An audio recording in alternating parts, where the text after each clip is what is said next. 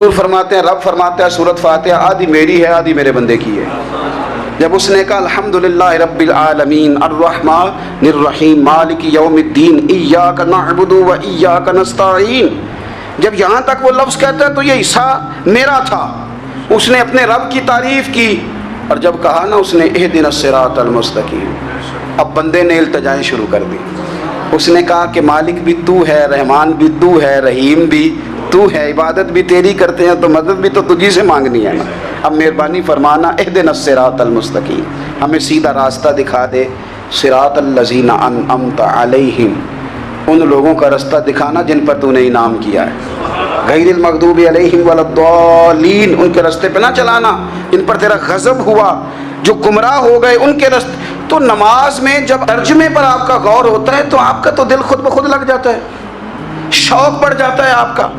تو اتنی چیزیں ہم زندگی میں یاد کرتے ہیں، تو اگر ترجمہ بھی نماز کا یاد کر لیں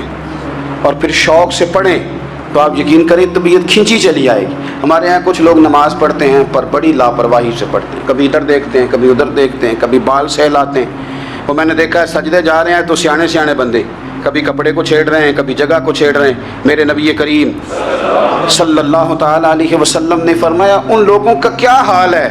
جو اپنی نماز میں نظریں آسمان کی طرف اٹھاتے ہیں، رکوع سے اٹھے تو اوپر دیکھنا شروع کر دیا، کیا حال ہے ان کا۔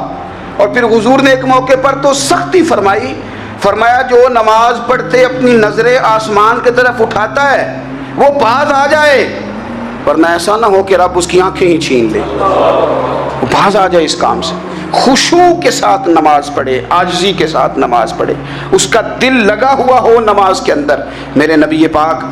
صلی اللہ تعالیٰ علیہ وآلہ وسلم کے غلام حضرت انس بن مالک رضی اللہ تعالیٰ عنہ فرماتے ہیں کہ رسول پاک صلی اللہ علیہ وسلم نے مجھ سے فرمایا تھا کہ بیٹے نماز میں ادھر ادھر دیکھنے سے بچو، کیونکہ فرمایا نماز میں ادھر ادھر توجہ کرنا یہ بندے کو ہلاک کر دیتا ہے، ہلاکت ہے اس میں۔ اگر تم نے ادھر ادھر توجہ کی، نماز تم مالک کی بارگاہ میں کھڑے ہو اور تم دیکھ ادھر ادھر رہے ہو۔